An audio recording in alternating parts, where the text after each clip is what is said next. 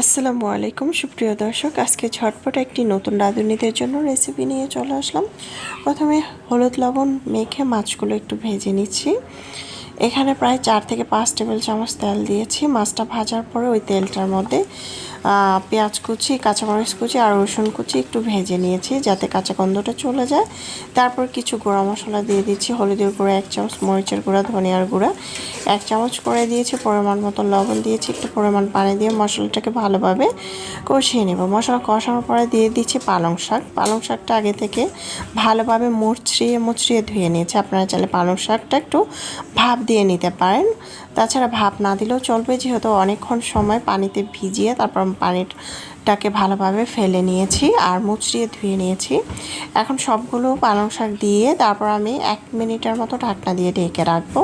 বেশি ঢাকনা দিয়ে ঢাকা যাবে না, অনেক সময় দেখবেন ঢাকনা দিয়ে বেশি ঢেকে রাখলে শাকের যে সবুজ কালারটা সেটা কিন্তু লালচে হয়ে যায়, তাই ঢাকনা দিয়ে বেশি ঢাকা যাবে না। সবগুলো শাক দিয়ে 1 মিনিটের মতো রেখে তারপর কিন্তু আমি এটা ঢাকনাটাকে উঠিয়ে নেব। উল্টিয়ে পাল্টিয়ে নেড়ে চেড়ে মিক্স করে নেব। তবে পানিটা ফেলে দিলে অনেক সময় দেখবেন পালং শাক থেকে একটা ফ্লেভার আসে, সেই ফ্লেভারটা আর থাকবে না। আর আমি সবসময় পালং শাক রান্না করলে পালং শাকটা একটু 1 মিনিটের মতো ভাপ দিয়ে পানিটা ফেলে দিই, কারণ পালং শাকের যে ফ্লেভারটা সেটা আমার কাছে ভালো লাগে না। আর ভাপ দিয়ে পানিটা ফেলে দিলে অল্প ফ্লেভার আসে। যাই হোক, পালং শাকের এই পানির মধ্যে যে পানিটা আমরা ভাপ দিয়ে ফেলে দিই সেটার মধ্যে কিন্তু পুষ্টি, তাই ফেলে না দিলেই ভালো হয়।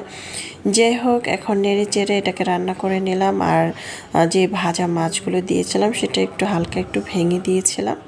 রান্নাটা কমপ্লিট হয়ে গিয়েছে, খেতে অসম্ভব মজার হয়েছিল। চাইলে ঝটপট এভাবে রান্না করতে পারেন। এটা হচ্ছিল ভাবির হাতের রান্না, খেতে অসম্ভব মজার হয়েছিল। আল্লাহ হাফেজ।